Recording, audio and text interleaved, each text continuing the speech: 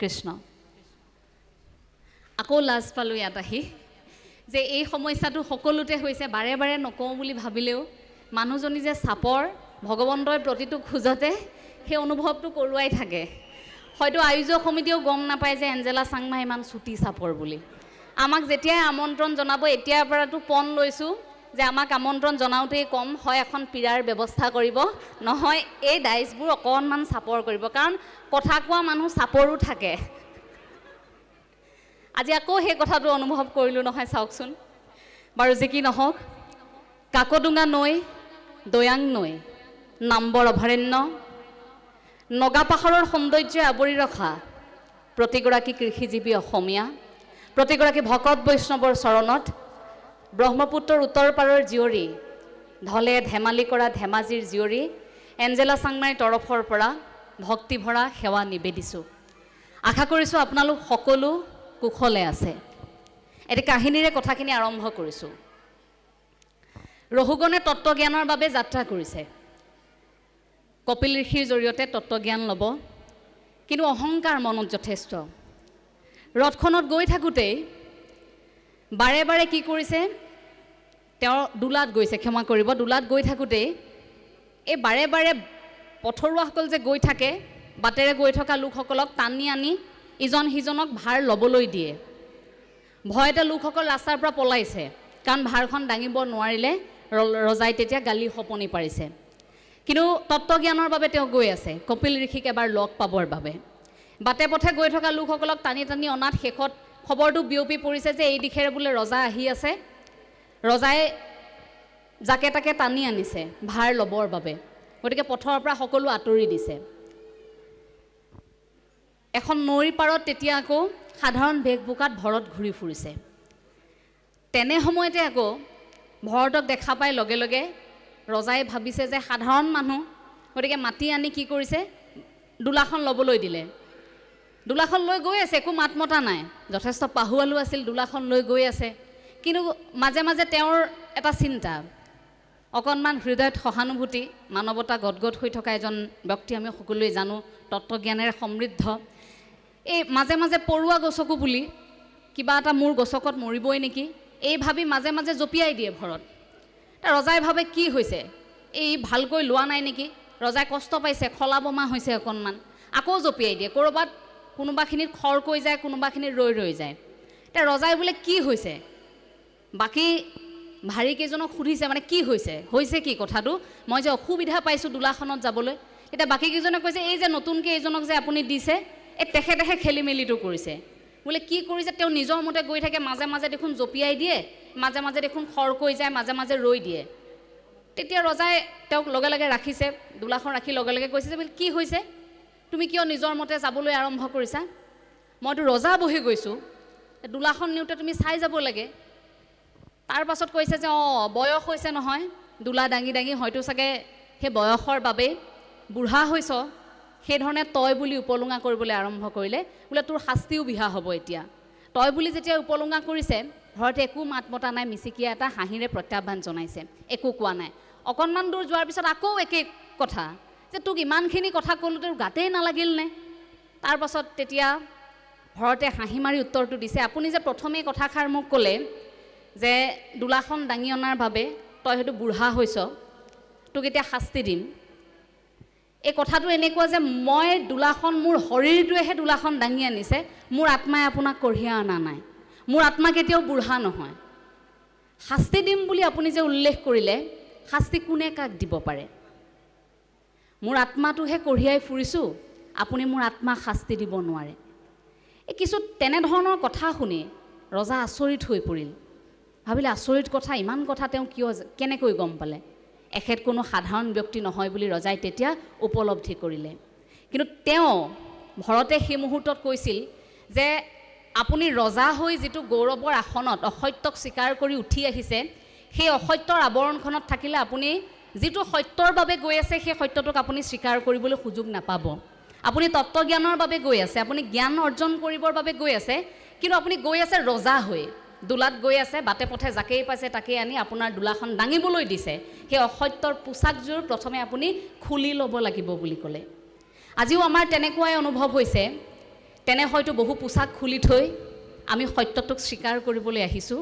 তেনে তত্ত্বজ্ঞান ল'বৰ বাবে হয়তো আমি এনেধৰণে আজি মিলিত হৈছোঁ আমাৰ বাবে সৌভাগ্যৰ কথা যে আপোনালোকৰ এখন প্ৰাথমিক শাখাই সোণহেৰিয়াই যাত্ৰাত আগবাঢ়িছে আৰু এই পবিত্ৰ অনুষ্ঠানটিত আমি অংশগ্ৰহণ কৰিবলৈ সুযোগ পালোঁ অসত্যৰ সেই পোছাক জুখুলি সত্যক স্বীকাৰ কৰিবলৈ তত্ত্বজ্ঞান ল'বৰ বাবে আমি আপোনাসৱৰ কাষত থাকিবলৈ সুযোগ পোৱাৰ বাবে মই প্ৰথমেই প্ৰভু ভগৱন্তৰ ওচৰত সেৱা জনাইছোঁ আৰু এই আধ্যাত্মিক অনুষ্ঠানটিৰ এই সোণালী জয়ন্তী বৰ্ষ শ্ৰীমন্ত শংকৰদেৱ সংঘৰ গোলাঘাট জিলা শাখাৰ দয়াং আঞ্চলিকৰ বৈষ্ণৱপুৰ প্ৰাথমিক শাখাৰ সোণালী জয়ন্তী বৰ্ষৰ আজি দ্বিতীয় দিনৰ কাৰ্যসূচীৰ ধৰ্মালোচনী সভাৰ সভাপতি সঞ্চালকৰ আসন অলংকৃত কৰা মোৰ গুৰু পবিত্ৰপান বৰাদেৱৰ শ্ৰীচৰণত সেৱা জনাইছোঁ লগতে সেৱা জনাইছোঁ মোৰ আন এগৰাকী গুৰু যিগৰাকী বৰ্তমান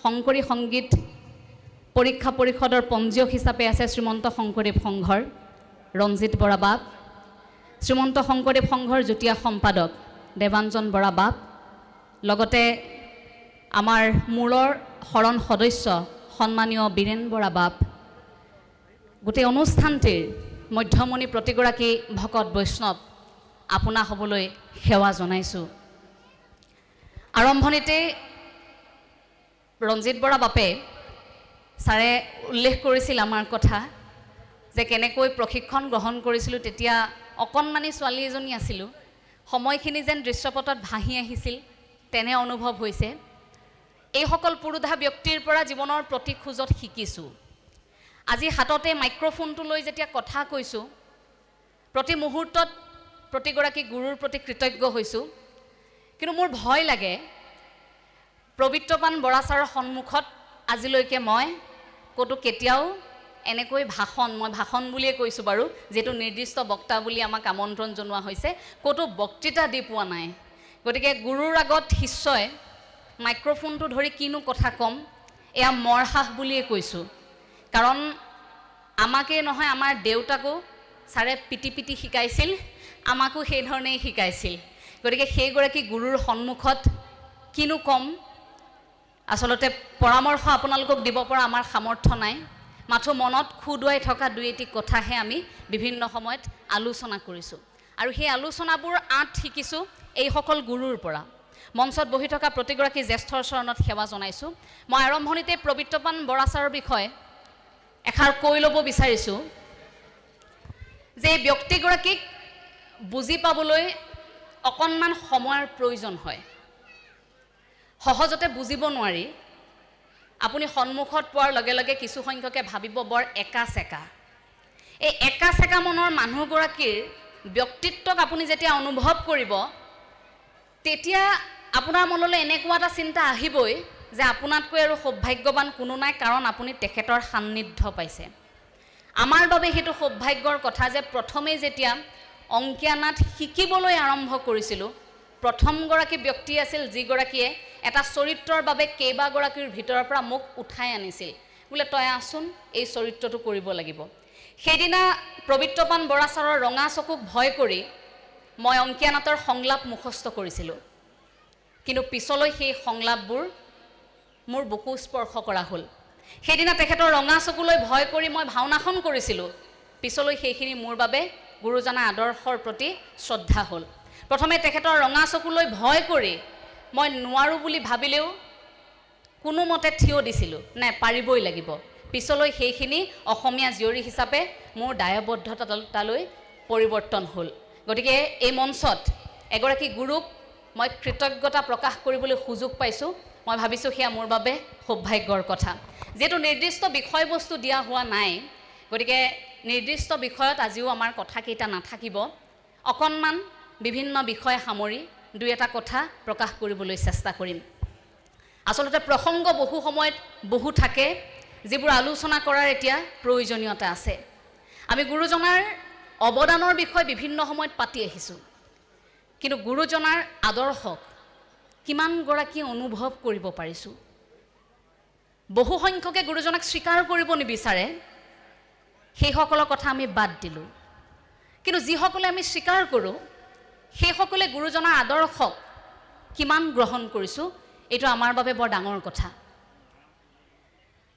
আমি এতিয়া যদি ভাবোঁ পৃথিৱীৰ অসুখ হৈছে, পৃথিৱীৰ অসুখ হ'লে মানুহৰ যেনেকৈ অসুখ হয়, সেই অসুখ হোৱাৰ লগে লগে ঔষধ খাওঁ ভাল হয়। কিন্তু পৃথিৱীৰ এতিয়া যিটো বেমাৰ হৈছে, যিটো অসুখ হৈছে, সমাজৰ যিটো বেমাৰ হৈছে, সমাজৰ এই অসুখ কিন্তু কেৱল আধ্যাত্মিকতাইহে দূৰ কৰিব পাৰিব। অৰ্থাৎ পৃথিৱীৰ যি অসুখ হৈছে সেই অসুখৰ একমাত্ৰ ঔষধ হৈছে এতিয়া আধ্যাত্মিকতা। আধ্যাত্মিকতা নামৰ ঔষধটো সেৱন কৰাৰ ফলতহে আমিবোৰ কিন্তু সুস্থ হৈ থাকিম। সেই অসুখবোৰ নোহোৱা কৰিবৰ বাবে আমি প্ৰতিগৰাকী অসমীয়াই কিন্তু আৰম্ভণিতে পণ ল'ব লাগিব। আমি আৰম্ভণিতে ধ্ৰুৱৰ পৰা যদি আৰম্ভ কৰোঁ, সেই উত্তানপাত ৰজাৰ কোচত নবহি ঠেহ পতা ধ্ৰুৱক নাৰদে কেনেকৈ অন্তৰাত্মা শুদ্ধিৰ কথা শিকাইছিল। ভাবিছিল 5 বছৰীয়া ধ্ৰুৱ, গতিকে প্ৰথমে স্নান কৰি বাহ্যিকভাৱে তেওঁক শুদ্ধ হ'বলৈ কওঁ, তাৰ পাছত অন্তৰাত্মা শুদ্ধিৰ কথা ক'ম। আমি মানুহবোৰেও তেনেকৈ চাৰ্ফ চাবোন ঠিকেই লগাইছোঁ, অন্যান্য প্ৰসাধনৰ সামগ্ৰী ঠিকেই ব্যৱহাৰ কৰিছোঁ, বাহিৰটো ধুনীয়া কৰি ৰাখিছোঁ, কিন্তু অন্তৰখন শুদ্ধিৰ বাবে আমি কি কৰিছোঁ? এই যে আধ্যাত্মিকতাৰ কথাষাৰ ক'লোঁ, তাৰ মূল ভেটিটোৱে কিন্তু অন্তৰাত্মাৰ উপলব্ধি, অন্তৰ শুদ্ধি। গতিকে প্ৰতিগৰাকীয়ে নিজৰ মনটো শুদ্ধ কৰিম বুলি যদি প্ৰতিজ্ঞাবদ্ধ হয়, প্ৰতিশ্ৰুতিবদ্ধ হয়, কোনেও আমাক লেতেৰা কৰিব নোৱাৰে। ধূলিয়ে আমাৰ শৰীৰটো লেতেৰা কৰিব, কিন্তু মনটো লেতেৰা কৰিব নোৱাৰে। গতিকে মনটোৰ শুদ্ধতাৰে আমি একত্ৰিত হ'ব লাগিব একেলগে। আজি যে একেলগে আমি ইয়াত সমবেত হৈছোঁ, আমি সকলোৱে মনটোক নিয়ন্ত্ৰণ কৰিব পাৰিছোঁ। আজি মনটোক নিয়ন্ত্ৰণ কৰিব পাৰিছে বাবে আপুনি ভাবিল যে মই অনুষ্ঠানটিলৈ যাব লাগিব, আপোনালোক আহিল। মনটোক নিয়ন্ত্ৰণ কৰিব পাৰিছে বাবেই আপোনালোকৰ প্ৰাথমিক শাখাৰ বিভিন্ন অনুষ্ঠান ভাগ আপোনালোকে আগবঢ়াই নিছে, কাৰণ সেয়া আপোনালোকৰ অনুষ্ঠান বুলি মনটোৱে কৈছে, আহিবলৈ অনুমতি দিছে। আপোনাৰ অসুখ কিন্তু নাই, প্ৰাথমিকৰ অনুষ্ঠান যাবই লাগিব, মনটোৱে অনুমতি দিছে, আহিছে। কিন্তু যিসকলক মনটোৱে অনুমতি দিয়া নাই, যিসকলে মনটোক নিয়ন্ত্ৰণ কৰিব পৰা নাই, সেইসকল হয়তো এতিয়াও অনুষ্ঠানলৈ অহা নাই।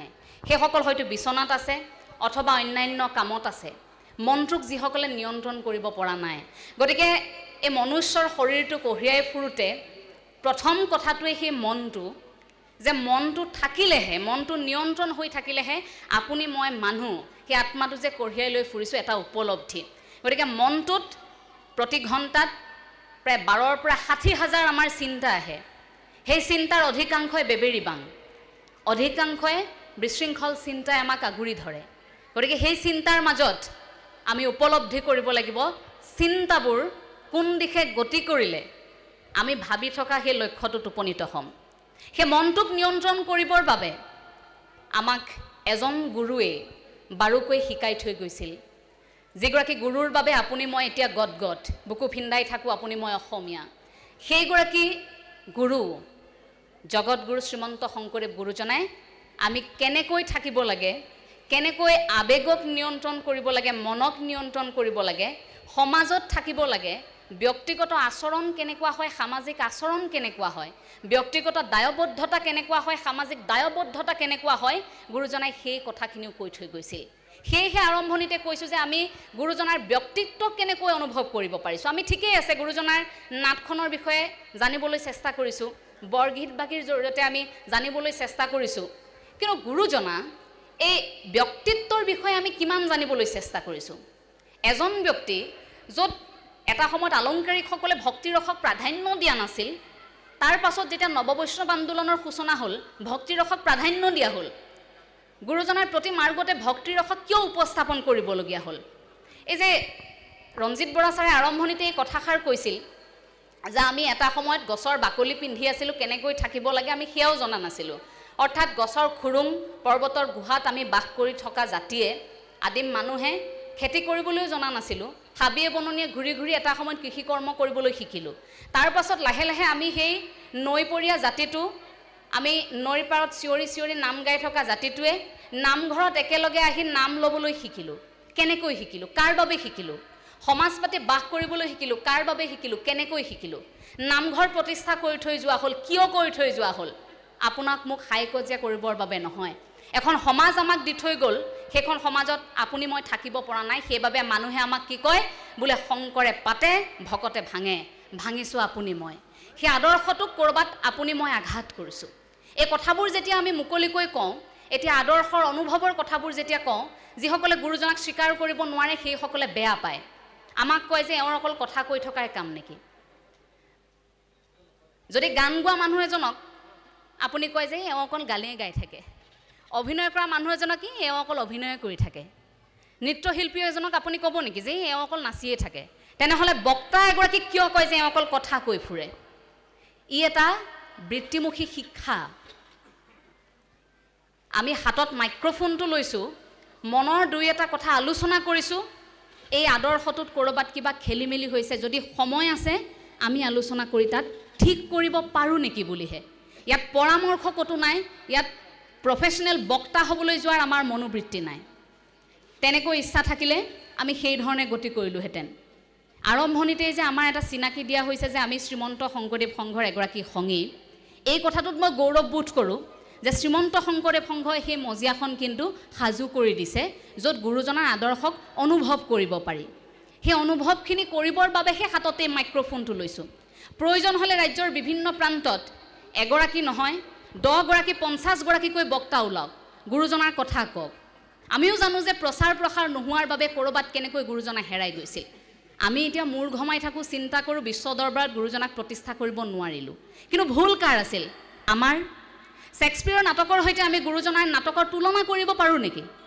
কাৰণ শেক্সপিয়াৰৰ নাটকতকৈ গুৰুজনাৰ সৃষ্টিৰাজি বহু শ্ৰেষ্ঠ আছিল কিন্তু ইংৰাজীলৈ অনুবাদ হোৱাৰ বাবে সি বিশ্বব্যাপী গুচি গ'ল কিন্তু গুৰুজনাৰ সেইবোৰ অৱদান আমি ক'ৰবাত ৰাখি থৈ দিলোঁ গুৰু আসনৰ ভিতৰত ৰাখি থৈ দিলোঁ আমি কিয় নোৱাৰিলোঁ কৰিবলৈ কাৰণ আমি যেতিয়াই ধৰ্মালোচনী সভা পাতোঁ তেতিয়াই কেৱল গুৰুজনাৰ সেই জন্ম বৃত্তান্ত গুৰুজনাৰ কিছু কথা সেই কথাবোৰ এনেকৈ পাতি থওঁ যে আমি আহি 1 ঘণ্টা 1.5 ঘণ্টাৰ ভাষণ শেষ হয় খোৱা বোৱাত গোটেই অনুষ্ঠানটো শেষ হৈ থাকে ধৰ্মালোচনী সভা সিমানতে শেষ হয় কিন্তু নতুন প্ৰজন্মই কি বিচাৰে আইসকলে কি বিচাৰে বৰ্তমান মহাপুৰুষীয় আদৰ্শটোত বিজ্ঞান মনস্কৰে আমি কেনেকৈ জীয়াই থাকিম বৰ্তমান নতুন প্ৰজন্মই গুৰুজনাৰ আদৰ্শটোক এতিয়া কেনেকৈ গ্ৰহণ কৰিব ইমান বছৰ আগত দি থৈ যোৱা সেই আদৰ্শক এতিয়া যদি প্ৰতি খুজে খুজে মই মোৰ জীৱনৰ সৈতে যদি খাপ খুৱাওঁ তেন্তে ইয়াত প্ৰাসংগিকতা কেনেকৈ থাকে সেই কথাবোৰ অনুভৱ কৰিব পৰাটোহে আমি ভাবোঁ ডাঙৰ কথা যে সেই পৰিৱেশটো এতিয়া ৰচনা হওক সেইবাবে প্ৰতিগৰাকীয়ে মাত মাতিব লাগিব কথা প্ৰতিগৰাকীয়ে ক'ব লাগিব কথা এইবাবেই ক'ব লাগিব যে যিবোৰ কথা নোকোৱাৰ বাবে ক'ৰবাত খেলি মেলি হৈ গ'ল সেই খেলি মেলিবোৰ নোহোৱা কৰিব লাগিব অসমীয়াৰ বৰঘৰত এলান্ধু লাগিছে বুলি ক'লে এতিয়া একাংশ অসমীয়াই আমাক বেয়া পায় কিয় বেয়া পায় নাজানো কিন্তু সঁচাকৈ আমাৰ পৰম্পৰাত এলান্ধু লাগিছে সেয়া গুৰুজনাৰ আদৰ্শৰ কথাতে কওক সেয়া আমাৰ পৰম্পৰাৰ কথাতে কওক কোনদিনা আমাৰ পূৰ্বপুৰুষে ভেলাঘৰৰ সন্মুখত জনপ্ৰিয় শিল্পীক মাতি সংগীতানুষ্ঠান কৰিছিল আমি ভোগালী বিহু তেনেকৈ আয়োজন কৰিছিলোঁ আমি কৰা নাছিলোঁ আমাৰ পৰম্পৰাবোৰ কোন দিশে গতি কৰিছে নখোৱা ৰাইজে একেলগে মিলি আনন্দ ফূৰ্তিৰ এসাজ তাত কোনো শিল্পীক মাতি আনি তেনেকৈ নখোৱা নাছিল কিন্তু ভুল সাংবাদিকৰো আছে গতিকে ভুল যিহেতু আমাৰ আছে সাংবাদিক হিচাপে সেই ভুলটোক শুধৰাবলৈ এতিয়া প্ৰতিশ্ৰুতিবদ্ধ হৈ সৌহিদিনা মেৰাপানীত আপোনালোকৰ মাজত থাকি এতিয়া অনুষ্ঠান কৰিছিলোঁ যে জাতিৰ এই পৰম্পৰাবোৰ যে ক'ৰবাত এলান্ধু লাগিছে সেইবোৰ আঁতৰি যাওক যিবোৰ অসমীয়াই পালন কৰিছিল নিভাজ পৰম্পৰা অসমীয়াৰ যিবোৰ কথা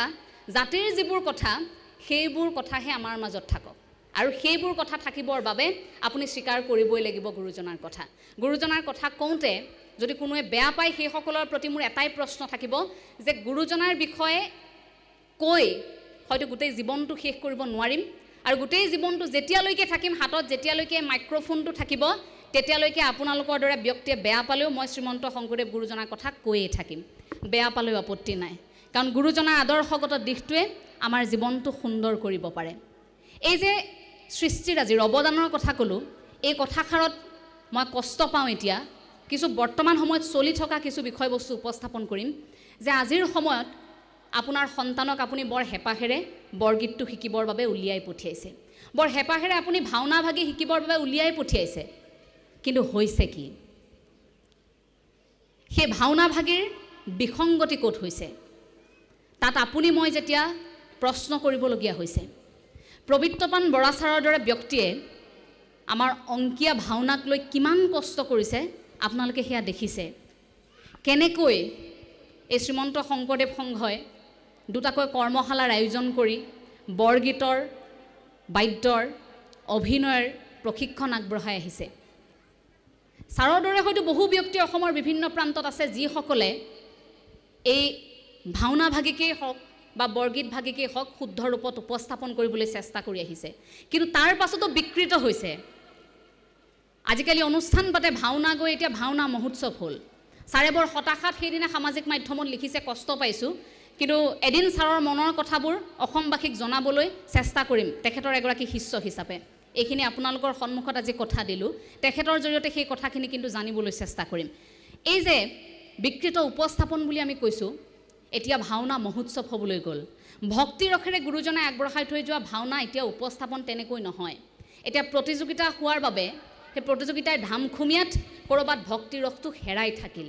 আৰু লাহে লাহে এনেকুৱা যদি হয়, কেতিয়াবা সেই ভক্তি ৰসটো বিচাৰিবৰ বাবে আপুনি মই হাহাকাৰ কৰিব লাগিব, আৰু সেই ছখন অংকীয়া নাটৰ চৰ্চা নাথাকিব, বা মহাপুৰুষ শ্ৰী শ্ৰী মাধৱদেৱৰ সৃষ্টিৰাজিৰ সেই ভাওনাসমূহ নাটসমূহৰ কিন্তু চৰ্চা নাথাকিব। প্ৰতিযোগিতা পাতক, আমাৰ আপত্তি নাই, কিন্তু নিৰ্দিষ্ট এখন জিলাৰ কোনোবা এটা কোণত পতা সেই অনুষ্ঠানটিক সদৌ অসম ভাওনা প্ৰতিযোগিতা নাম দি মাত্ৰ কেইটামান দলে অংশগ্ৰহণ কৰিব, য'ত কোনো নীতি নিয়মৰ কথা নাথাকে, য'ত কোনো ভক্তিৰসৰ কথা নাথাকে, আৰু ভাওনা শেষ হোৱাৰ আগে আগে দুৰ্বাদল কাজিয়া, এফালে আয়োজক সমিতি, এফালে বিচাৰক। আমাৰ লাজ লাগে তেতিয়া। সেই ভাওনাখন, যিখন ভাওনা চাবৰ বাবে গোটেই গাঁওখন ৰৈ থাকিছিল এটা সময়ত, যিখন ভাওনা কৰিব বুলি ভাৱৰীয়াসকলে সেইদিনা একো নাখায়, উপবাসে থাকে। ৰাতিলৈ ভাওনা আছে, জীয়ৰী বোৱাৰী গাঁওখনলৈ উভতি আহে, গাঁওখনলৈ কোনোদিন নহা জীয়ৰীগৰাকীও গাঁওখনত ভাওনাখন আছে বুলি সেইদিনা উভতি আহে।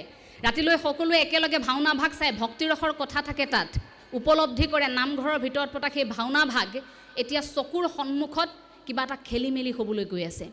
এইবোৰ শুধৰোৱাৰ দায়িত্ব কিন্তু প্ৰতিগৰাকী অসমীয়াৰ, কেৱল শ্ৰীমন্ত শংকৰদেৱ সংঘৰ নহয়। কেতিয়াবা যেতিয়া এই উপস্থাপনবোৰ হয়, সামাজিক মাধ্যমত ৰাইজে প্ৰশ্ন কৰে যে শ্ৰীমন্ত শংকৰদেৱ সংঘই কিয় মাত মতা নাই। আমি আচৰিত হওঁ যে গুৰুজনাৰ কিবা এটা উপস্থাপন বিকৃত হ'লে কেৱল শ্ৰীমন্ত শংকৰদেৱ সংঘইহে মাত মাতিব লাগে নেকি? দায়বদ্ধ প্ৰতিগৰাকী অসমীয়াই হ'ব লাগে। যদি ভাওনা ভাগ ভুলকৈ উপস্থাপন হৈছে, গুৰু আসনৰ সন্মুখত ভাওনা ভাগ হোৱা নাই, যদি ভুল হৈছে কিবা এটা, বৰগীত ভাগ ভুলকৈ গাইছে, পুৱাৰ বৰগীত নিশালৈ গাইছে, তেতিয়া সেই মাত মতাটো দায়িত্ব প্ৰতিগৰাকী অসমীয়াৰ। সেই অনুষ্ঠানটোৰ প্ৰতি প্ৰতিগৰাকীয়ে দায়বদ্ধ হোৱাটো আচলতে উচিত। আমি ভাল পাওঁ এইবাবেই যে আমাৰ অনুষ্ঠানবোৰত তেনে আমি বিসংগতি দেখিবলৈ নাপাওঁ। আমাৰ অনুষ্ঠানবোৰত তেনে বিসংগতি আজিলৈকে হোৱা নাই। গতিকে সেই বিসংগতিবোৰ আমাৰ সন্তানে নিশিকক, আমি সেয়াই কামনা কৰিছোঁ। যদি ভাওনা ভাগ শিকিছে, আমাৰ সন্তানে সেই উপলব্ধিটো কৰক ভক্তি ৰসৰ, কাৰণ সেই ভাওনাখনৰ জৰিয়তে গুৰুজনাই সমাজবাদৰ কথা কৈ থৈ গৈছিল, সমাজতত্বৰ কথা কৈ থৈ গৈছিল। গুৰুজনাক সেইবাবে মোৰ সমাজ বিজ্ঞানী বুলি কৈ ভাল লাগে যে ধৰ্ম দৰ্শনটো যেতিয়ালৈকে মানুহৰ মনত আছিল তেতিয়া বুজা নুবুজাকৈ আছিল। ধৰ্ম বুলি কোৱাৰ লগে লগে সাংঘাতিক কিবা এটা ভয় কৰিছিল, কাৰণ ঈশ্বৰৰ প্ৰতি আগতে ভয় কৰিহে এই যাগ যজ্ঞত বেছিকৈ লোকসকল ৰাওনা হৈছিল। এতিয়া যজ্ঞ পাতিব লাগিব, নাপাতিলে বোলে কিবা এটা ভয় হ'ব। কিন্তু জগতগুৰু শ্ৰীমন্ত শংকৰদেৱ গুৰুজনাই সেই দৰ্শনটোক সমাজ দৰ্শনলৈ পৰিৱৰ্তন কৰিলে, তাক ইমান সহজ কৰি দিলে, আমাক বুজালে যে আমাৰ ঈশ্বৰে কেঁচা তেজ নিবিচাৰে, আমাৰ ঈশ্বৰে নৈবেদ্য নিবিচাৰে, আমাৰ ঈশ্বৰে মোটা অংক দক্ষিণা নিবিচাৰে। একো নিদিয়াকৈও, আপুনি কেঁচা তেজ নিদিয়াকৈও আমাৰ সেই ওপৰত থকাজন সন্তুষ্ট হ'ব। এক ঈশ্বৰবাদৰ সেই ধাৰণা কি লাগিব তাৰ বাবে এই যে ভাগৱত শাস্ত্ৰভাগী দি থৈ গ'ল, ভাগৱতৰ প্ৰথম ভ আখৰৰ ভকতি, সেই কথাখিনি অন্তৰত থাকক প্ৰতিগৰাকীৰ। ভক্তিভাৱ যদি নাই তেন্তে আপুনি 1000 টকাৰ অৰিহণা আগবঢ়াওক, যদি ভক্তিভাৱ নাই আপুনি দীঘল দিন নামঘৰত পৰি থাকক, যদি ভক্তিভাৱ নাই আপুনি যিমান দান দক্ষিণা আগবঢ়াওক, সেই ভক্তিভাৱ নহ'লে একো নহয়। ঈশ্বৰেও বোলে সেইখিনি নাপায়। গতিকে সেই কথাটোৰ উপলব্ধি আমাৰ বাবে আটাইতকৈ ডাঙৰ কথা। আমি অসমীয়াই হাঁহো আনক যে আনে সেইটো কৰিলে, আনে এইটো কৰিলে। এতিয়া আমি কথা কৈ থকাৰ বাবে আমাকো একাংশ কয় বোলে উপদেশতকৈ আৰ্হি ভাল, কিন্তু আমিও সেই কামখিনি হাতে কামে কৰিবলৈ চেষ্টা কৰিছোঁ, কিন্তু তেওঁলোকে দেখা নাই। গতিকে নেদেখাসকলক দেখুৱাৰ দায়িত্বও কিন্তু আমাৰেই। দেখাব লাগিব, দেখুৱাব লাগিব। কেনেকৈ? আপুনি যদি আহিছে নামঘৰলৈ, লগত আপোনাৰ সন্তানো আহিব লাগিব। আপুনি যদি আহিছে নোকোৱাকৈয়ে আপোনাৰ সন্তানে গুৰুজনাৰ সৃষ্টিৰাজিৰ চৰ্চা কৰিব লাগিব, তেতিয়াহে আপুনি সফল। আপুনি নোকোৱাকৈ আপোনাৰ সন্তানে গধূলি হোৱাৰ লগে লগে আপোনাৰ লগত দেখিব বোলে আপোনাৰ সন্তানে নোকোৱাকৈ আপোনাৰ লগত নামঘৰত সেৱা লৈছে, ভাল কথা, আপুনি ক'বলগীয়া হোৱা নাই, সেইটোহে আধ্যাত্মিকতাৰ পৰিৱেশ। গতিকে এই ক্ষেত্ৰত প্ৰতিগৰাকী পিতৃ মাতৃৰ দায়িত্ব থাকে, প্ৰতিগৰাকী আই বাপৰ দায়িত্ব থাকে যে এতিয়া প্ৰতিযোগিতাখন আনৰ লগত নহয়। অসমত বহুত প্ৰতিযোগিতা হৈ গ'ল, প্ৰতিযোগিতা হ'ল ডাঙৰ মানুহ হোৱাৰ, প্ৰতিযোগিতা হ'ল আসনক লৈ, প্ৰতিযোগিতা হ'ল বিষয়বাবক লৈ।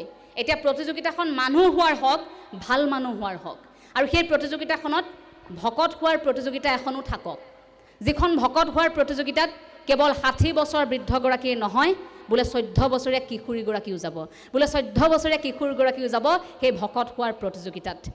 সেই ধাৰণাটো প্ৰতিগৰাকীৰে থাকক। আধ্যাত্মিকতাৰ সেই শিপাডাল আমাৰ ঘৰখনৰ পৰা, আনুষ্ঠানিক অনানুষ্ঠানিক শিক্ষা আমি গ্ৰহণ কৰোঁ, গোটেই জীৱনভৰ কঢ়িয়াই ফুৰা তাৰ অন্যতম এটা শিক্ষাই আধ্যাত্মিক শিক্ষা, য'ত আত্মাৰ আধাৰ, আত্মাৰ জ্ঞানৰ বিষয় থাকে। আপুনি মই কঢ়িয়াই ফুৰা এই শৰীৰটোৰ ভিতৰত থকা আত্মাক আপুনি যেতিয়াই উপলব্ধি কৰিব পাৰিব, হৈ গ'ল, আপুনি আধ্যাত্মিক। আপোনাৰ ঘৰখনত সেই শিপাডাল আছেনে নাই তাৰ বাবে আপুনি পৰীক্ষাও মাজে মাজে কৰি চাব লাগিব আপোনাৰ সন্তানক লৈ। সেইবাবে আমি ভাবোঁ যে প্ৰথমে আইসকল, যদি ব্ৰজাংগী আয়ে পাৰিছিল, যদি কনকলতা আয়ে পাৰিছিল, মাজে সময় মই আকৌ ফুলন হ'বলৈও ক'ম, ফুলনকো প্ৰয়োজন আছে আমাৰ সমাজত, নাই নেকি ফুলনক প্ৰয়োজন আছে, সময়ে সময়ে ফুলনো হ'ব লাগিব আমি। সেই ব্ৰজাংগী আয়ে যদি পাৰে, কনকলতা আয়ে যদি পাৰিছিল, আমি কিয় নোৱাৰিম? যি সময়ত শিক্ষাৰ ব্যৱস্থা নাছিল, তেনে সময়তো যদি শাস্ত্ৰৰ জ্ঞান লৈ সমাজ শুধৰণিৰ কথা বিজ্ঞজনকো শিকাব পাৰিছিল সেইসকল আয়ে, আমি কিয় নোৱাৰিম? আপুনি মইতো সকলোখিনি সা সুবিধাই পাইছোঁ বৰ্তমান সময়ত, গতিকে আমি কিয় নোৱাৰিম? ঘৰখনৰ মূল ভেটি সেইসকল আয়ে, সেইসকল আয়ে সেই শিপাডাল যদি খামুচ মাৰি ধৰে, আপোনালোকৰ ঘৰখন আনে লৰাব নোৱাৰে। প্ৰতিযোগিতা আপোনাৰ কাষত থকা এগৰাকীৰ সৈতে নহয়, প্ৰতিযোগিতা নিজক লৈ কৰক, আপোনাৰ সন্তানক সন্মুখত ৰাখি কৰক। সেই তেতিয়াই আমি ভাবোঁ যে আইসকলে শিপাডাল ধৰাৰ পাছত আপুনি গোটেই ঘৰখন আধ্যাত্মিক এটা পৰিৱেশেৰে জীপাল হৈ পৰিব। আৰু এখন ঘৰ আধ্যাত্মিকতাৰে থকাৰ পাছত আপুনি হায়ৈ বিয়ৈ কৰিবলগীয়া নহয়। সেইদিনা এখন বৃদ্ধাশ্ৰমৰ এটি অনুষ্ঠানলৈ গৈছিলোঁ, সেই অনুষ্ঠানটিলৈ গৈ কোনোবাখিনিত মনটো বেয়া লাগিছে, কিন্তু তেখেতলোকৰ সন্মুখত দেখুৱাব পৰা নাই, কাৰণ ঘৰখনে এৰি থৈ যোৱাৰ পাছত সেইসকল ব্যক্তিয়ে নতুনকৈ জীয়াবলৈ শিকিছে এখন বৃদ্ধাশ্ৰমত। এইটো আজিকালি আপোনাৰ মোৰ বাবে এটা সঁচা কথা বা এটা সঁচা কাহিনী হৈ পৰিছে। আপুনি অনুমান কৰকচোন, ল'ৰাটো গাঁওখনৰ পৰা বহুত সপোন লৈ চহৰত ভৰি থৈছে, চহৰত পঢ়িছে, তাৰ পাছত লাহে লাহে প্ৰতিযোগিতাৰ দৌৰত নামি পৰিছে যে মই এতিয়া কিবা এটা কৰিব লাগিব। লাহে লাহে প্ৰতিযোগিতাবোৰ বাঢ়িছে, ল'ৰাটোৰ বা ছোৱালীজনীৰ মনত সেই কথাটো বেছিকৈ শিপাইছে, নাই সোনকালে চাকৰি এটা কৰিব লাগিব। লাহে লাহে লোভনীয় বেতনটো মনত সোমাইছে, কিবা এটা কৰিবই লাগিব।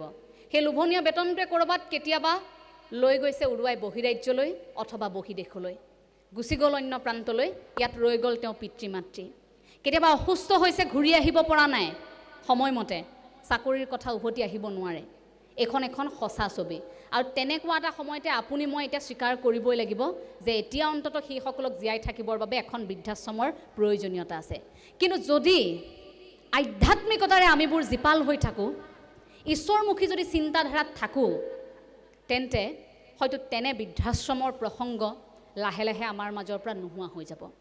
আপুনি চাব, গ্ৰাম্যাঞ্চলৰ তুলনাত চহৰ অঞ্চলত বৃদ্ধাশ্ৰমৰ প্ৰয়োজনীয়তা বেছি, গ্ৰাম্যাঞ্চলত নহয়। যৌথ পৰিয়াল মৰমেৰে আৱৰি ৰাখিছিল সকলোৱে সকলোক, কিন্তু এতিয়া লাহে লাহে সেই পৰিয়ালবোৰ ভাঙি আমি ব্যক্তিগত স্বাৰ্থৰ এটা আন্ধাৰ কোঠাত লাহে লাহে নিজক বন্দী কৰিছোঁ। আৰু সেই স্বাৰ্থটো পূৰণ কৰিবলৈ ইমান দৌৰিছোঁ, নালাগে আমাক সম্পৰ্ক, নালাগে পেহী মাহী জেঠাই জেঠু, নালাগে আমাক পৰিয়ালৰ কোনো অঙহী বঙহী, মই হৈ থাকিম, মই কাম কৰিম, মোৰ চাকৰি আছে, মোৰ চৰকাৰী চাকৰি, মোৰ মা দেউতাক লৈ মই কাম কৰিম। এই যে দেৱাঞ্জন বৰা বাপে যে ক'লে মোৰ দেউতা, মোৰ মা, মোৰ গাড়ী, মোৰ সম্পত্তি, এই শব্দটোতে ক'ৰবাত শেষ হৈ গৈছে। সেই শব্দটোৰ বাবে আধ্যাত্মিকতাৰ উপলব্ধিটো আমাৰ যেন নোহোৱা হৈ গৈছে। এই যে তুমি আৰু মই, তই অথবা মই, এই তুমি আৰু মইৰ অনুভৱৰ মাজৰ যিকণ ব্যৱধান থাকে, সেইকণ যদি উফৰাই যিটো উপলব্ধি কৰিব পাৰোঁ, চূড়ান্ত উপলব্ধি, সেই উপলব্ধিটোৱে কিন্তু আমি।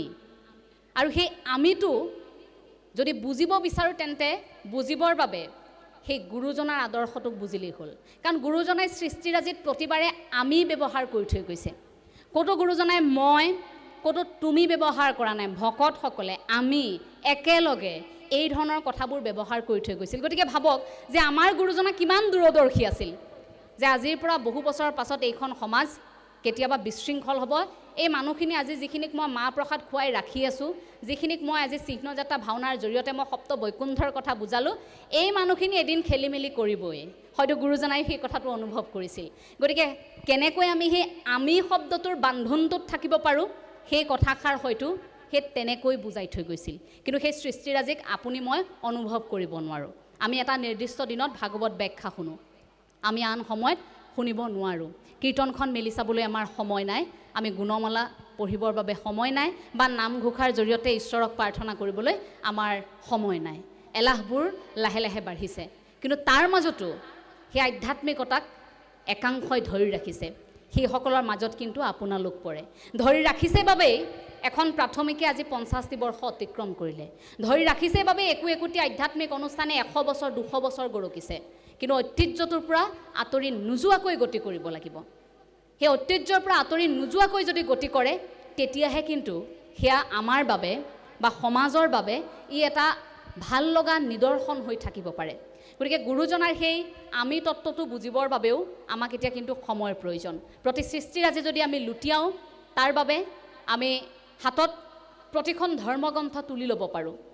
আধ্যাত্মিকতাৰ সেই অনুভৱটোৰ বাবে আমি প্ৰতিখন ধৰ্মগ্ৰন্থ তুলি ল'ব পাৰোঁ। বোলে প্ৰতিখন ধৰ্মগ্ৰন্থই আমাক তেতিয়াই উপলব্ধি কৰাব আচলতে আপুনি কোন, মই কোন, আমিনো কি কৰিবলৈ গৈ আছোঁ, আমাৰ সেই কৰ্মক উপলব্ধি। আজি যেনেকৈ এখন কাৰ্যসূচী প্ৰস্তুত কৰা হৈছে যে প্ৰতিটো সময়ত আমুকে ইমান সময় ভাষণ দিব, ছাৰে কৈ গ'ল তমুকে ইমান সময় দিব, ইমান সময়ত এই কাৰ্যসূচী, সিমান সময়ত সেই কাৰ্যসূচী। জীৱনটোৰো তেনেকুৱা এখন কাৰ্যসূচী আছে। সেই জীৱনটোৰ কাৰ্যসূচীখন, সেইখনৰ আকৌ সভাপতি ওপৰত থকাগৰাকী। গতিকে সেইগৰাকী সভাপতিয়ে অনুমতি দিলেহে আমি ক'ব পাৰিম। যেনেকৈ পবিত্ৰপ্ৰাণ বৰা ছাৰে অনুমতি দিয়াৰ লগে লগে আমি ক'ব পাৰিছোঁ, কাৰণ তেখেতে নোকোৱাকৈতো আমি আহি চিধাই মাইক্ৰফোনটো লৈ আমাক একদম বক্তা মাতিছে আগতীয়াকৈ আহি কথা কৈ দিব নোৱাৰোঁ। ঠিক তেনেকৈ সেই ওপৰত থকাগৰাকী, সেই ওপৰত থকা সঞ্চালকগৰাকীয়েও আমাৰ জীৱনৰ সভাখনৰ পৰিচালনা কৰি আছে। তাত যিখন কাৰ্যসূচী দিয়া হৈছে, সেই কাৰ্যসূচীখন অনুভৱ কৰিব পাৰিব লাগিব আমি। সেই কাৰ্যসূচীখন লুটিয়াই সেইখিনিত নিৰ্দিষ্ট সময়টোত আমি অনুভৱ কৰিব পাৰিব লাগিব যে মোৰ বাবে কিমানখিনি সময় দিয়া হৈছে, যে মই কোনখিনি সময়লৈকে কাম কৰিম। নাৰীসকলৰ প্ৰসংগটো যে উল্লেখ কৰিছিলোঁ, এই নাৰীসকলৰ ক্ষেত্ৰত মোৰ গুৰুজনাই সৃষ্টিৰাজিত প্ৰকাশ কৰি থৈ যোৱা এই কথাটো ভাল লাগে যে গুৰুজনাই প্ৰভু ভগৱন্তক উপলব্ধি নাৰীৰ জৰিয়তে কিন্তু কৰোৱাইছে। ভগৱান শ্ৰীকৃষ্ণৰ সেই সুন্দৰতা, ভগৱান শ্ৰীকৃষ্ণক প্ৰাণৰ স্বামী বুলি পাবৰ বাবে ৰুক্মিণীৰ যিটো ত্যাগ, ৰুক্মিণীয়ে যি হেঁপাহেৰে ৰৈ আছিল, সেই অনুভৱখিনি ৰুক্মিণীৰ জৰিয়তেহে আপুনি পাইছে। কৃষ্ণৰ বৰ্ণনা ৰুক্মিণীৰ জৰিয়তে হৈছে, শ্ৰীৰামৰ বৰ্ণনা সীতাৰ জৰিয়তে হৈছে। সীতাক যেতিয়া আপুনি উপলব্ধি কৰিব, সীতা এগৰাকী নাৰী, সেই চৰিত্ৰটো গুৰুজনাই এনেকৈ লিখি উলিয়ালে যে সেই চৰিত্ৰটো পঢ়াৰ লগে লগে সীতাক যেতিয়া আপুনি বুকুত ল'লে, সীতাক বুকুত লোৱাৰ লগে লগে সীতাৰ চৰিত্ৰৰ মাজেৰে আপুনি ৰামৰ চৰিত্ৰটোক দেখিবলৈ পালে।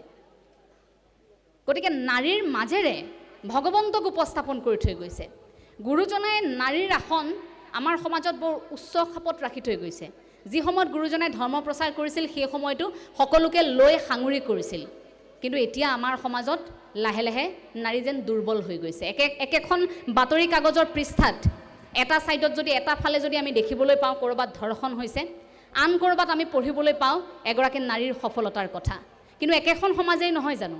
একেই সময়, একেই প্ৰেক্ষাপট, সকলো আগুৱাই গৈছে, কিন্তু মানসিকতা আমাৰ ক'ৰবাত ৰৈ গৈছে। আমি ভাবোঁ যে প্ৰতিগৰাকী নাৰী স্বাৱলম্বী হোৱাৰ ক্ষেত্ৰত গুৰুজনাৰ আদৰ্শক ল'ব পাৰে, কৰ্মমুখী আন্দোলনক ল'ব পাৰে। আজি লাড়ু পিঠা দিছে আমাক চাহৰ সৈতে, সেই লাড়ু পিঠা প্ৰস্তুত কৰা প্ৰতিগৰাকী নাৰী কুশলে থাকক।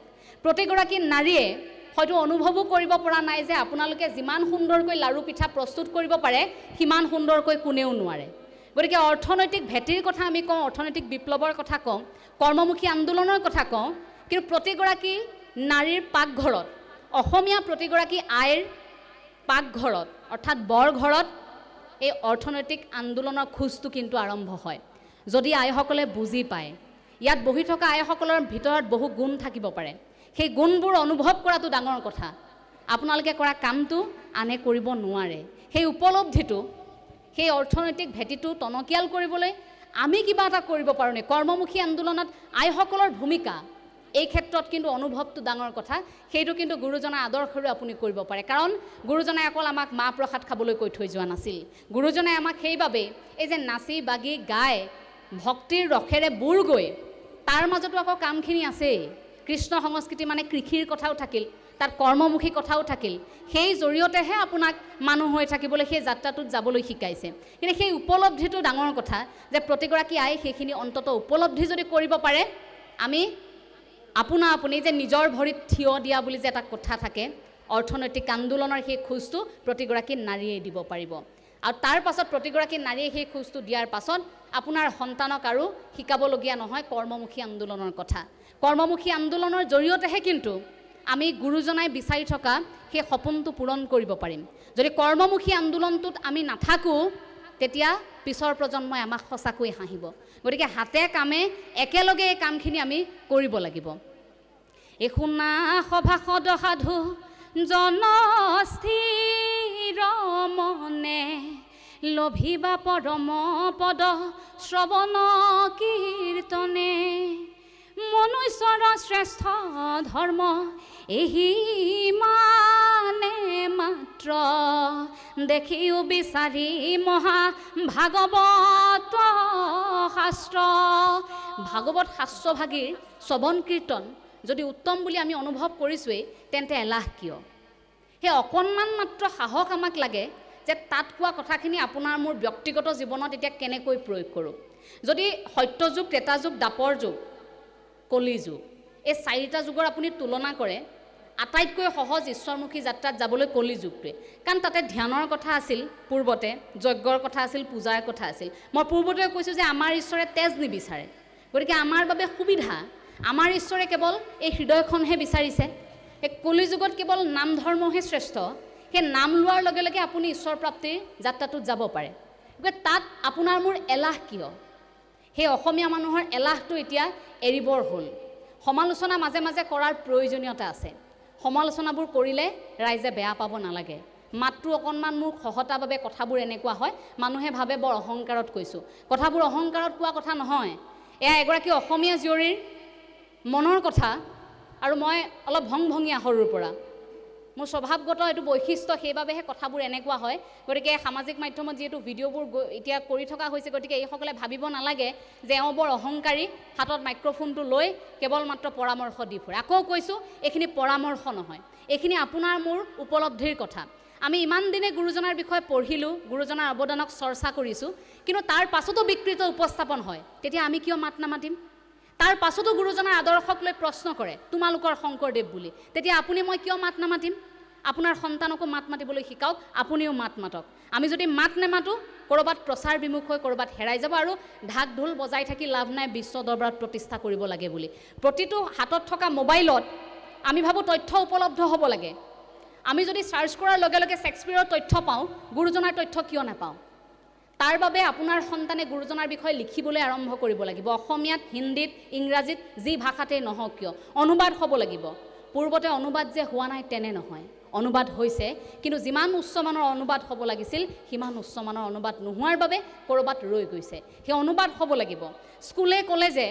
সকলোতে শিক্ষানুষ্ঠানতো আমি সময় সুবিধা পালেই গুৰুজনাৰ বিষয়ে চৰ্চা কৰিব লাগিব সময় সুবিধা পালেই সেই আধ্যাত্মিক পৰিৱেশ এটা আমিও ৰচনা কৰিব লাগিব আমি যে সেৱা বাহিনীৰ সেৱক সেৱিকাসকল থাকোঁ আমি নিজৰ শিক্ষানুষ্ঠানখনত যেতিয়া সেৱক সেৱিকাসকল একেলগ হওঁ এইটো আমি যদি সুধিব পাৰিছোঁ তুমি NCCৰ নেকি বোলে তুমি অন্যান্য সংগঠনৰ নেকি এনেকৈ যে আমি সুধোঁ কেতিয়াবা এনেকৈ সুধি পাইছোঁ ন তুমি সেৱা বাহিনীৰ নেকি ময়ো আছোঁ নহয় সেৱা বাহিনীত আমি দেখোন সেৱা বাহিনীৰ তৰফৰ পৰা এইটো কৰিব পাৰোঁ এবাৰ আমাৰ শিক্ষানুষ্ঠানত কিয় কেৱল সেৱা বাহিনী আমাৰ শ্ৰীমন্ত শংকৰদেৱ সংঘৰ অনুষ্ঠানতহে সীমাবদ্ধ হৈ থাকে সেৱা বাহিনীৰ লক্ষ্য উদ্দেশ্য সেয়া নাছিল সেৱা বাহিনীক জন্ম দিয়াৰ আঁৰত বৰ মহৎ উদ্দেশ্য আছিল গতিকে শ্ৰীমন্ত শংকৰদেৱ সংঘৰ মজিয়াত জন্মগ্ৰহণ কৰা শ্ৰীমন্ত শংকৰদেৱ সংঘৰ হৃদপিণ্ড সেয়া সেৱা বাহিনীক উপলব্ধি কৰাটো প্ৰতিগৰাকী সেৱক সেৱিকাৰ দায়িত্ব প্ৰতিটো শিক্ষানুষ্ঠানতো আমি জীয়াই তুলিব পাৰোঁ সেৱা বাহিনীক অসমৰ প্ৰেক্ষাপটত এটা সৰ্ববৃহৎ বা উত্তৰ পূব ভাৰতৰ প্ৰেক্ষাপটত এটা সৰ্ববৃহৎ এই সেৱা বাহিনীক আমি প্ৰতিষ্ঠা কৰিব পাৰোঁ পৃথকে আমাৰ কাম কাজক লৈ। কাৰণ আজি সেৱা বাহিনীয়ে যিখিনি কাম কৰি আছে, আপুনি মই কথা কওঁতে ক'ৰবাত ৰক্তদান হৈ আছে, আপুনি মই কথা কৈ থাকোঁতে ক'ৰবাত এতিয়া আৰ্তজনক সহায় কৰিছে আমাৰ সেৱা বাহিনীয়ে, কিন্তু এই কথাবোৰ অসমৰ বাকী মানুহে গম পায়নে? নাপায়। একাংশ লোকে ভাবে যে সেৱা বাহিনীৰ ল'ৰা ছোৱালীবোৰ ক'ৰ? অধিৱেশনত যেতিয়া দেখে যে হাতত মানৱ শৃংখল গঠন কৰি থাকে, এইবোৰ ল'ৰা ছোৱালী শংকৰদেৱ সংঘই ক'ৰ পৰা আনিল? তাৰ পাছত তেওঁলোকক বুজাবলগীয়া হয় যে আমাৰ সেৱা বাহিনী বুলি এনেধৰণৰ এটা সংগঠন আছে, য'ত 4 লাখ সেৱক সেৱিকা আছে, যিসকলে সেৱাৰ কথা কয়, মানৱ ধৰ্মৰ কথা কয়, যিসকলে নিজৰ মায়ামোহ ত্যাগ কৰি সেইকেইটা দিন ঈশ্বৰ প্ৰাপ্তিৰ বাবে, ভকত সেৱাৰ বাবে নিজক উৎসৰ্গা কৰে। গতিকে সেই কথাবোৰ আপুনি মই সততে আলোচনা কৰি থাকিব লাগিব। আলোচনা কৰাৰ এতিয়া সময়, প্ৰয়োজন হ'লে নিজৰ ঢোল নিজে বজাব লাগিব। এতিয়া অনুষ্ঠানটো আমাৰ নিজৰ, কৈ আছোঁ সেৱা বাহিনীৰ কথা, গতিকে নিজৰ ঢোল নিজে বজোৱাৰ নিচিনাই হৈছে, কিন্তু বজাব লাগিব। এই নিজৰ ঢোলটো নিজে বজোৱাৰ প্ৰয়োজনীয়তা আছে। তেতিয়াহে এই যিসকলে কাণ বন্ধ কৰিছে, কাণ থাকিও, চকু বন্ধ কৰিছে, চকু থাকিও, সেইসকলে সেইখিনি উপলব্ধি কৰিব। যদি সেৱা বাহিনীক তেনেকৈ মহৎ উদ্দেশ্যত জন্ম দিয়া হৈছে, সেই উদ্দেশ্যটো সফল কৰাৰ দায়িত্ব আমাৰ। সেই দায়িত্বক আমি পালন কৰিব লাগিব প্ৰতিগৰাকী অসমীয়াই। জ্যেষ্ঠসকল আছে, বহুকেইগৰাকী জ্যেষ্ঠক মই দেখিছোঁ যে কোনোমতেহে খোজ কাঢ়িব পাৰিছে, তেনে সময়তো কিন্তু অনুষ্ঠানটিলৈ আহিবলৈ এৰা নাই, অৰ্থাৎ মনৰ জোৰটো এৰি দিয়া নাই। সৌগৰাকী আই হয়তো দাঁতেই নাই, আই হয়তো বৰ মিচিক মাচাকৈ হাঁহি আয়ে কথাকেইটা শুনি আছে, আইৰ মই নাতিসমূহ। গতিকে এই যে চিৰ তৰুণ হৈ থকা এইসকল আমাৰ ভকত বৈষ্ণৱ, এই আই বাপসকলক ক'ম যে বয়স 60 বছৰ হৈছে, যদি জীয়াই থাকোঁ 120 বছৰ, তেন্তে 60 বছৰ হৈছেহে দেই। 60 বছৰ হ'লেই, এইটো বাদ দি 60 হৈছেহে, আৰু 60 জীয়াই থাকিব লাগিব। গতিকে আধা বয়স হৈছেহে, এতিয়া ডেকা হৈছেহে। এতিয়া মনৰ জোৰটো পেলাই দিব নালাগিব আপোনালোকে। এতিয়া ডেকা হৈছে, পিছৰ 60 বছৰ কেনেকৈ থাকিম সেইটো পৰিকল্পনা কৰিব লাগিব প্ৰতিগৰাকী বৃদ্ধই। প্ৰতিগৰাকী বৃদ্ধই ভাবি নল'ব এতিয়া আৰু আমি এনেকৈয়ে অনুষ্ঠান পাতি থাকিম আৰু নামঘৰলৈ আহিছোঁ, নহয়। আপোনালোকৰ অনুষ্ঠানবোৰত এতিয়া ব্যতিক্ৰমী কাৰ্যসূচী গ্ৰহণ কৰক। ভাল লাগে, বাহিৰৰ দেশৰ সৈতে যদি তুলনা কৰোঁ, বাহিৰৰ দেশত আপুনি চাব এটা নিৰ্দিষ্ট বয়স হোৱাৰ লগে লগে সেইসকলক মানসিকভাৱে সুস্থিৰ হৈ থাকিবৰ বাবে কিছু কাৰ্যসূচী লোৱা হয়। বৃদ্ধসকলৰ মাজত খেল ধেমালি, বৃদ্ধসকলৰ মাজত বিভিন্ন ধৰণৰ সাংস্কৃতিক প্ৰতিযোগিতা, সাহিত্যৰ প্ৰতিযোগিতা, এইবোৰ পতা হয়। কিন্তু আমাৰ নহয়। আমাৰ কি হয়, ককা আহিছে, ককাক বহিবলৈ দেচোন, ককাক কাষৰীয়া কৰি ককাক গামোচাখন পিন্ধাই ককাক বহাই থৈ দিলে। কিয়? ককাৰ বয়স হ'ল, ককা এইবোৰ এতিয়া কৰিব নোৱাৰে। আই বোলে বয়স হ'ল, আইক আঁতৰাই দিলে। কিন্তু ককা আইতাকো অন্তৰ্ভুক্তি কৰোৱাৰ দায়িত্বটো আমাৰ। সেইসকলেহে সমাজখন ধুনীয়া কৰি ৰাখে। গতিকে ডেকা হৈ আছে সেইসকল বুলি আমি ভাবি ল'ব লাগিব। তেওঁলোক যাতে মানসিকভাৱে ভাঙি নপৰে, সেই কথাটোৰ আমি দায়িত্ব ল'ব লাগিব প্ৰতিগৰাকীয়ে। গতিকে 60 বছৰ হৈছেহে, আৰু 60 বছৰ আছে দেই। সেই চিন্তাটোত প্ৰতিগৰাকীয়ে এতিয়া নিজকে ডেকা বুলি ভাবিবলৈ লওক। মনটোত সেই শক্তিটো আনি সামাজিকীকৰণৰ জৰিয়তে আপোনালোক এতিয়া সক্ৰিয় হৈ থাকক। প্ৰতিগৰাকী অসমীয়াৰ বুকুত এই কথাবোৰ জীয়াই থাকক যে আপুনি মই অসমীয়া, আৰু অসমীয়া বুলি চিনাকি দিয়াৰ লগত এটা সংযোজন হৈ আছে, তাত মহাপুৰুষীয়া আদৰ্শটো আছে। বাৰেবিং কৰা বহু আছে আমাৰ সন্মুখত, কিন্তু সেইখিনি গ্ৰহণ কৰে নে নকৰে সেইটো আপোনাৰ কথা। ভাল লাগিব পাৰে এদিন মাছ মাংসৰে বহুখিনি সজাই পৰাই ভাত খালে, বহুত আছিল বিধে বিধে ব্যঞ্জন, কিন্তু এই পেটটোৱে সদায় হজম নকৰে সেইখিনি। গতিকে পেটটোৱে কি হজম কৰে সেই আপুনিহে জানে। এই পেটটোৱে হজম কৰা খাদ্য যদি আপুনি খাইছে, মনটোৱে হজম যিখিনি কৰিব পাৰে সেইখিনি গ্ৰহণ কৰিব। বিজতৰীয়া কিছু কথা, বাৰেবিং কৰা কিছু কথাই আপোনাক আমনি কৰিছে, হজম কৰিব পৰা নাই মনটোৱে, সেইখিনি আপুনি আঁতৰাই দিয়ক। আৱেগিক আমি হওঁ, আৱেগক নিয়ন্ত্ৰণ যদি কৰিব লাগে, তেন্তে তাৰ উদাহৰণ অৰ্জুন। অৰ্জুন যেতিয়া ৰথখন আগবঢ়াই নিবলৈ গৈ আছে, অৰ্জুনে সন্মুখত দেখিছে যে গোটেই পৰিয়ালৰ মানুহ দেখোন এইখিনি, মই যাব নোৱাৰিম আৰু। কৃষ্ণক কৈছে, সখা মই নোৱাৰিম আৰু যাবলৈ। বোলে নহয়, তুমি ৰথ আগুৱাই নিয়া। নহয়, চোৱাচোন সন্মুখত এইসকল মোৰ পৰিয়ালৰ, মই তেওঁলোকক কেনেকৈ বধ কৰিম, মই নোৱাৰিম দেই। লগে লগে মূৰ্ছা গৈছে, আৱেগক নিয়ন্ত্ৰণ কৰিব পৰা নাই, ঢলি পৰিছে তাত। সুস্থিৰ হোৱাৰ পাছত আপুনি তেওঁক কি বুলি ক'ব? এতিয়া অৰ্জুনক কি বুলি ক'ব? মানসিকভাৱে অসুস্থ বুলি ক'বনে সুস্থ বুলি ক'ব? আমি যদি চিন্তা কৰোঁ, সেই সময়খিনিত যদি আমি থাকিলোহেঁতেন, আমি কি বুলি ক'লোহেঁতেন অৰ্জুনক? সুস্থ বুলি ক'লোহেঁতেন নে অসুস্থ বুলি ক'লোহেঁতেন? মনোবিজ্ঞানৰ ভাষাতটো মানসিকভাৱে অসুস্থই হ'লহেঁতেন, কাৰণ আৱেগক নিয়ন্ত্ৰণ কৰিব পৰা নাই।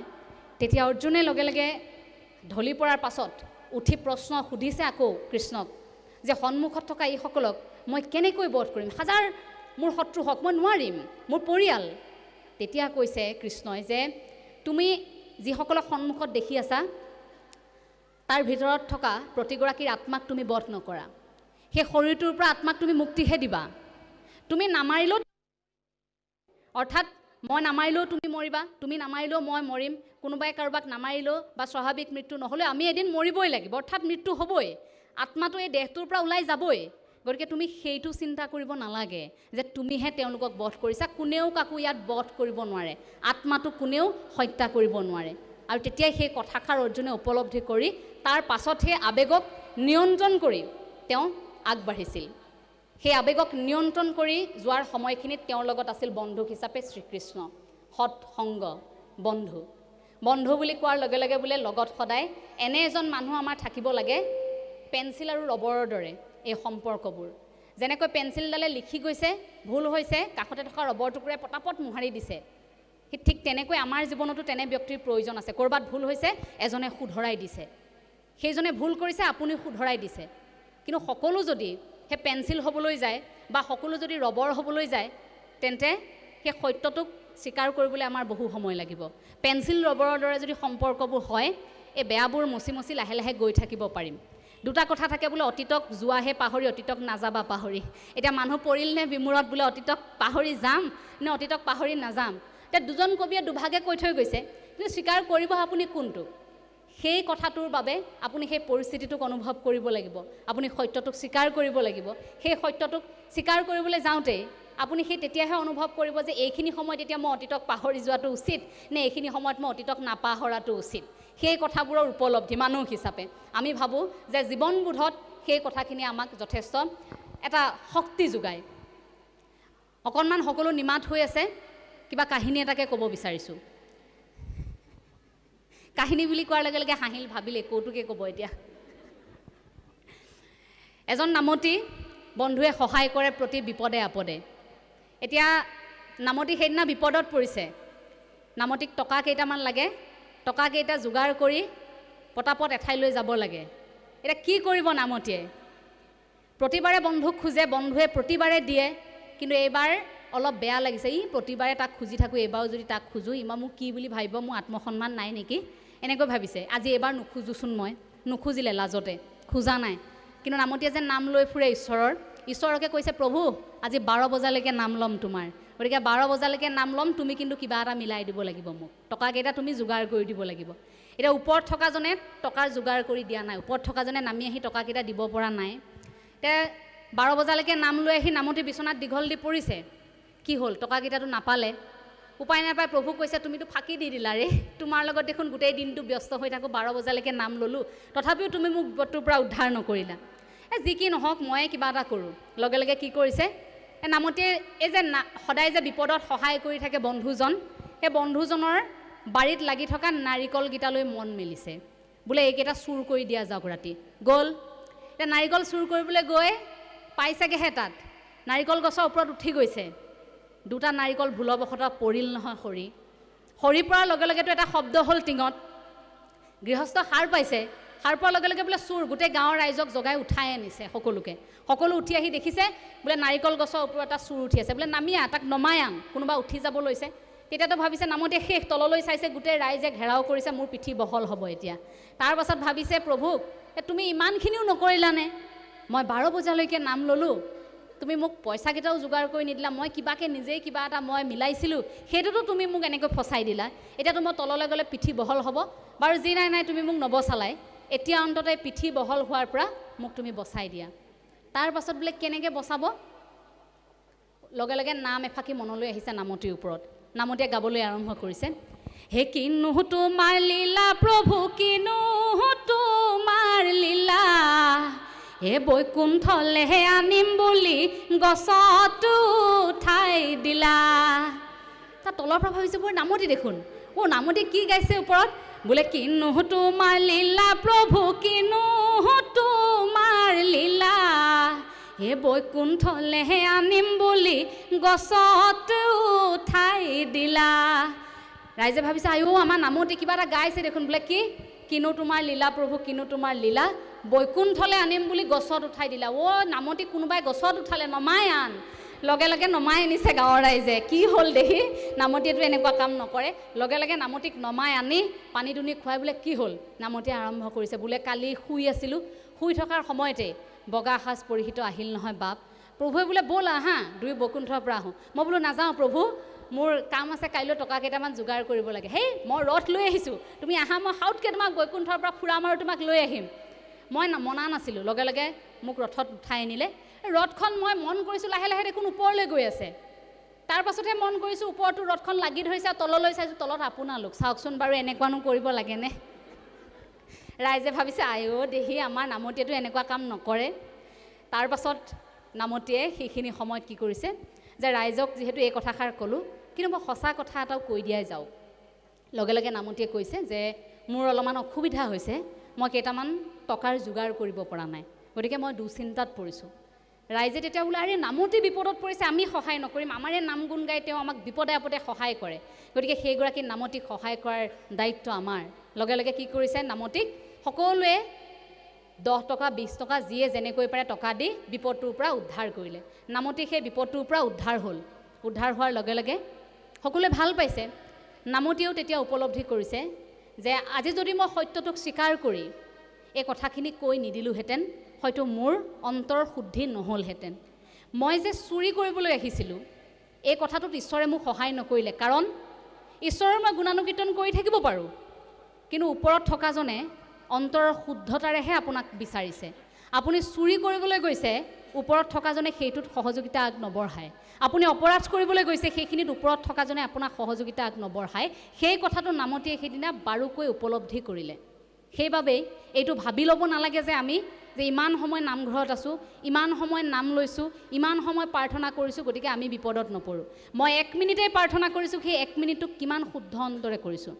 তাৰ পাছত যে নামতীয়ে এই সঁচা কথাটোক উপলব্ধি কৰিলে উপলব্ধি কৰি যে সঁচা কথাটো কৈ দিলে সেইটো অন্তৰাত্মাৰ শুদ্ধিৰ কথা নিজক শুদ্ধ কৰিলে অৰ্থাৎ আত্মসমালোচনা আত্মশুদ্ধি যেটো আমি আধ্যাত্মিকতাৰ ভেটি বুলি কওঁ আত্মসমালোচনা আত্মশুদ্ধি আমাৰ বাবে খুব প্ৰয়োজনীয়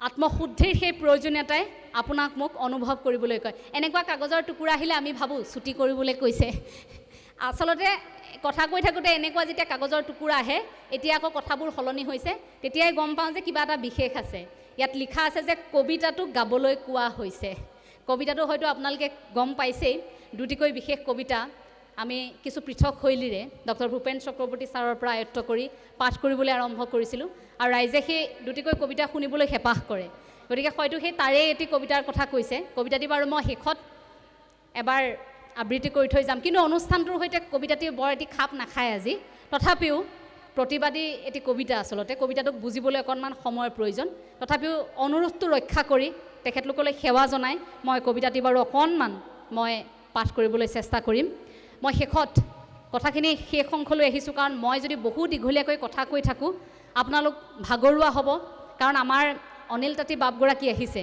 গতিকে দুজন নিৰ্দিষ্ট বক্তা ৰখাৰ বাবে ভাল হৈছে যে এতিয়া ভাগ বতৰা কৰি এতিয়া গ্ৰহণ কৰিব পাৰিব কথাখিনি এতিয়া আমিতো একেবাৰে কনিষ্ঠ আমাৰ একেবাৰে অভিজ্ঞতা সীমিত খুব সীমিত জ্ঞান গতিকে হয়তো আমাৰ পৰা দুই এটা কথা আপোনালোকে গ্ৰহণ কৰিব নোৱাৰিলেও তেখেতৰ পৰা যে গ্ৰহণ কৰিব পাৰিব সেয়া কিন্তু নিশ্চিত গতিকে ইয়াৰ পৰা উভতি যাওঁতে আপোনালোকৰ মনৰ টোপোলাটোত তেখেতৰ দুই এটা কথা কিন্তু আপোনালোকে কঢ়িয়াই নিব পাৰিব গতিকে আয়োজক সমিতিক মই কৃতজ্ঞতা জনাইছোঁ দায়িত্বটো এবাৰ অকলে নিদি দুজনক দিয়া হৈছে গতিকে তেখেতৰ পৰা সেই দুই এষাৰ কথা আমিও শুনিবলৈ বা শিকিবলৈ সুযোগ পাম আৰু বৰা ছাৰৰ সৈতে অনুষ্ঠানত থাকিলে প্ৰতিটো মুহূৰ্ততে কথা শিকিবলৈ সুযোগ পাওঁ মোৰ এনেকুৱা লাগে যে প্ৰশ্ন শেষ হৈ যাব ছাৰৰ চাগে উত্তৰ শেষ নহ'ব যি সুধোঁ কেনেকৈ প্ৰতিটো কথাৰ উত্তৰ থাকে মই আচৰিত হওঁ এই মানুহজনৰ সেই কথাখিনিয়েই আমাক উপলব্ধি কৰাই যে আমাৰ শিকিবলৈ আচলতে কিমান আছে জ্ঞান ল'বলৈ আমাৰ আচলতে কিমান আছে জ্ঞানৰ জৰিয়তে মনৰ সংশয় দূৰ কৰি আগবাঢ়ি যোৱা সেয়া ভগৱান শ্ৰীকৃষ্ণ অৰ্জুনক কৈছিল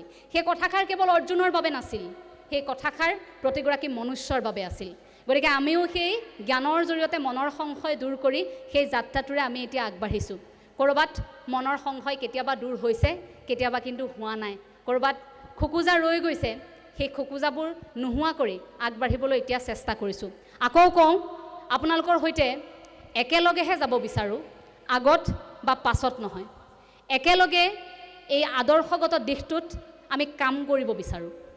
কেৱল কথা নহয়, কামেৰে আমি যাব বিচাৰোঁ যে য'ত বিশৃংখল হৈছে, য'ত ভুল উপস্থাপন হৈছে, য'ত আদৰ্শক নস্যাৎ কৰা হৈছে, তাত এটা উত্তৰ হওক। আমি সকলোৱে মিলি এটা উত্তৰ হ'ব বিচাৰোঁ।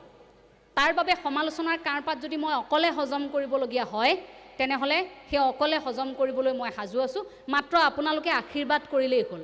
আপোনালোকে আশীৰ্বাদ কৰিলে এইখন অসমত যিখিনি থুনুকা হৈ পৰিছে কথা, সেইবোৰ আমি আকৌ সতেজ কৰিব পাৰিম। আমাৰ বুকুৰ মাজত খুদুৱাই থকা কথাবোৰ আলোচনা কৰি আমি এনেকৈ ধৰ্মালোচনী সভাৰ জৰিয়তে, আমাৰ শিক্ষানুষ্ঠানৰ অনুষ্ঠানৰ জৰিয়তে, আধ্যাত্মিক অনুষ্ঠানৰ জৰিয়তে আমি সেই কথাবোৰক আকৌ জীয়াই তুলিব পাৰিম। প্ৰতিগৰাকীয়ে সেই কথাটো প্ৰতিশ্ৰুতিবদ্ধ হ'ব লাগে। আমি ভাবোঁ যে প্ৰতিখন ধৰ্মালোচনী সভাত এটা সমস্যাৰ কথা কৈ তাৰ সমাধানৰ প্ৰসংগও আলোচনা কৰিব লাগে, আৰু সেই সমাধানটো কেইটামান দিনৰ ভিতৰতে কাৰ্যকৰী হ'ব লাগে।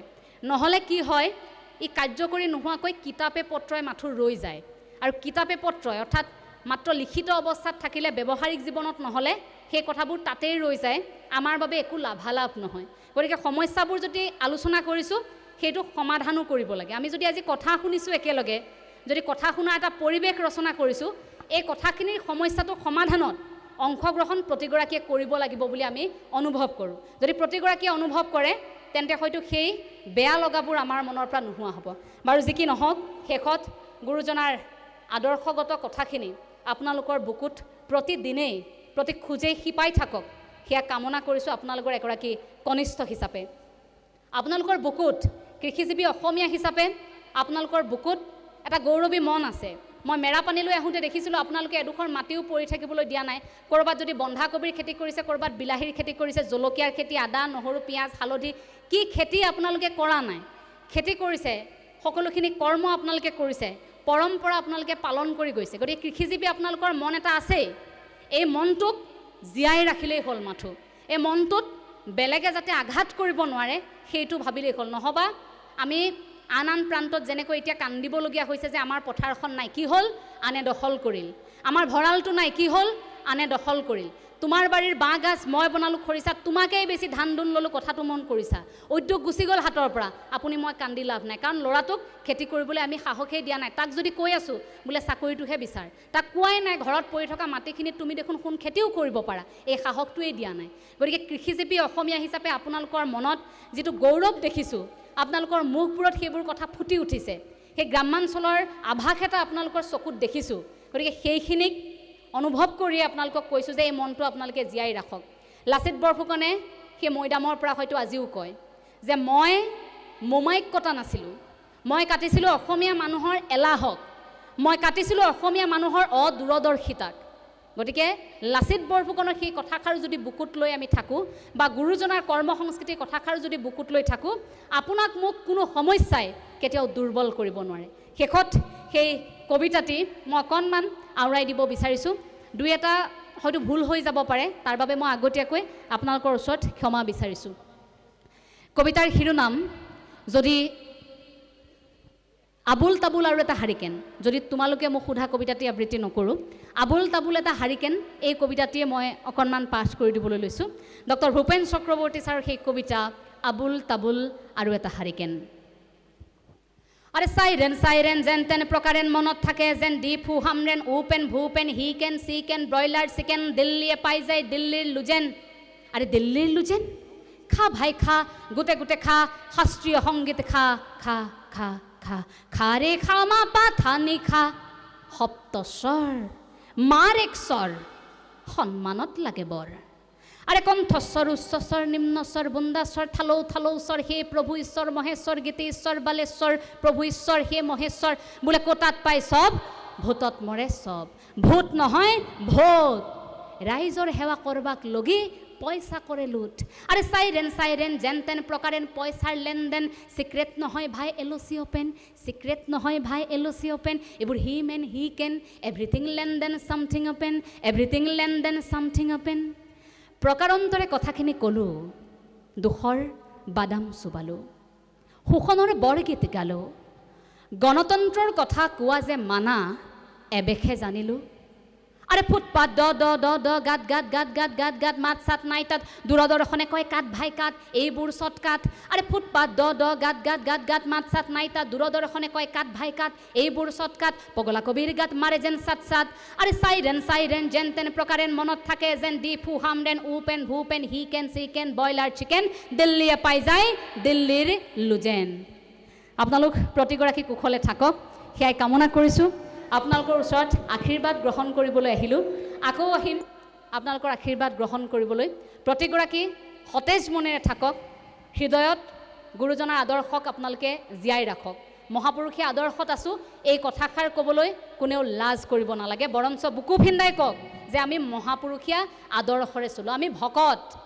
যদি ডাক্তৰ বুলি চিনাকি দিব পাৰিছোঁ যদি ইঞ্জিনিয়াৰ বুলি চিনাকি দিব পাৰিছোঁ মই ডাঙৰ মানুহ বুলি চিনাকি দিব পাৰিছোঁ ভকত বুলি চিনাকি দিবলৈও আপোনালোকে লাজ কৰিব নালাগে শেষত আপোনালোকৰ শ্ৰীচৰণত সেৱা জনাইছোঁ জগতগুৰু শ্ৰীমন্ত শংকৰদেৱ গুৰুজনা প্ৰভু ভগৱন্তৰ শ্ৰীচৰণত সেৱা জনাই মহাপুৰুষ শ্ৰী শ্ৰী মাধৱদেৱৰ চৰণত সেৱা জনাইছোঁ মোৰ গুৰু আকৌ উল্লেখ কৰিছোঁ পবিত্ৰপান বৰা ছাৰ গতিকে মোৰ গুৰুৰ চৰণত সেৱা জনাই মোৰ ক'বলগীয়া দুআষাৰ ইমানতে সামৰণি মাৰিছোঁ কথাখিনি কওঁতে হয়তো অনেক ভুল হৈ যাব পাৰে আকৌ কৈছোঁ মাতষাৰ টান খহটা ভংভঙীয়া মানুহ ধাই ধাই কথাবোৰ কৈ যাওঁ এফালৰ পৰা কথাৰ সুৰবোৰ টান হ'লে আপোনালোকে নাভাবিব বৰ অহংকাৰী বুলি কথাৰ সুৰবোৰ তেনেকুৱাই গতিকে কথাখিনি যদি বেয়া পায় তেতিয়াও আমাক জনাব যদি ভাল পায় পৰামৰ্শ যদি আমাক দিবলগীয়া আছে আপোনালোকে দিব আমি নতশিৰে সেয়া গ্ৰহণ কৰিম শেষত আপোনালোক কুশলে থকাৰ কামনা কৰি আমাৰ ক'বলগীয়া দুআষাৰ ইমানতে সামৰণি মাৰিছোঁ জয় জগতগুৰু শ্ৰীমন্ত শংকৰদেৱৰ জয় জগতগুৰু শ্ৰীমন্ত শংকৰদেৱৰ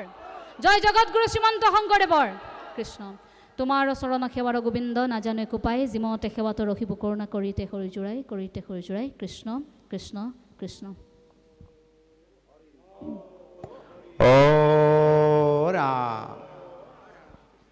কথা সামৰাৰ পাছতো মই এটা মোৰ কথা ৰৈ গ'ল এই কথাষাৰ মই এই ধৰণেই ক'ব বিচাৰিম যে আপোনালোকক এতিয়া অনুৰোধ জনাব বিচাৰিছোঁ আমি ND24ত এটি অনুষ্ঠান আৰম্ভ কৰিছোঁ বিশ্বাসে মিলয় হৰি এটা হেঁপাহ আছিল যে গোটেই ভাগৱতখনৰ সহজ পাঠ আৰু ব্যাখ্যা হওক আমি অনুষ্ঠানলৈ যেতিয়া যাওঁ দেখোঁ যে নিৰ্দিষ্ট এটা অধ্যায়হে পাঠ আৰু ব্যাখ্যা কৰা হয় কাৰণ যথেষ্ট সময়ৰ প্ৰয়োজন হয় এই হেঁপাহটোকে বুকুত বান্ধি ND24 আমাৰ মুখ্য পৰিচালন সঞ্চালক কিশোৰ বৰা ডাঙৰীয়া মুখ্য সম্পাদক ৰাজদীপ বাইলুং বৰুৱা ডাঙৰীয়াৰ লগতে আমাৰ পৰিকল্পনাত আমি এটি অনুষ্ঠানৰ প্ৰয়াস কৰি এতিয়া আমি লাহে লাহে চতুৰ্থ স্কন্ধত ভৰি থৈছোঁ গতিকে আপোনালোকক জনাবলগীয়া অনুৰোধটো এয়ে আপোনালোকৰ মাজত থকা যিসকল ভাগৱত পাঠ আৰু ব্যাখ্যাকাৰ আছে সেইসকল আমাৰ সেই অনুষ্ঠানটিত অংশগ্ৰহণৰ বাবে আমি সুযোগ আৰু সুবিধা প্ৰদান কৰিম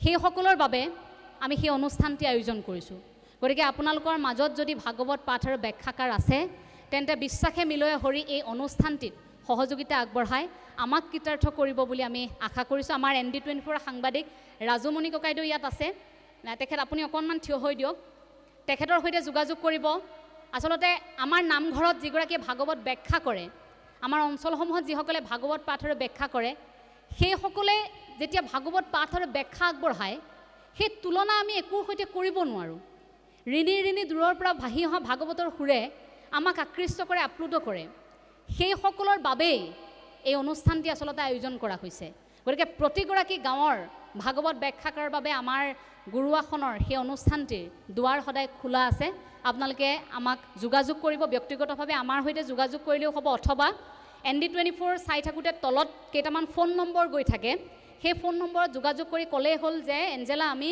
এই অনুষ্ঠানটিত যাব বিচাৰিছোঁ আমিও ভাগৱত পাঠ আৰু ব্যাখ্যা কৰোঁ আমি যাব বিচাৰিছোঁ বুলি এবাৰ ক'লেই হ'ল বাকীখিনি দায়িত্ব আমাৰ আমি আশা কৰিছোঁ আমাৰ যিটো উদ্দেশ্য সম্পূৰ্ণ ভাগৱতৰ পাঠ আৰু ব্যাখ্যা গোটেই অসমখনক আধ্যাত্মিকতাৰে অকণমান সময় ধৰি ৰখাৰ আমাৰ যিটো চেষ্টা সেই চেষ্টাক সফল হোৱাৰ ক্ষেত্ৰত আপোনালোকে আমাক আশীৰ্বাদ কৰিব কৃষ্ণ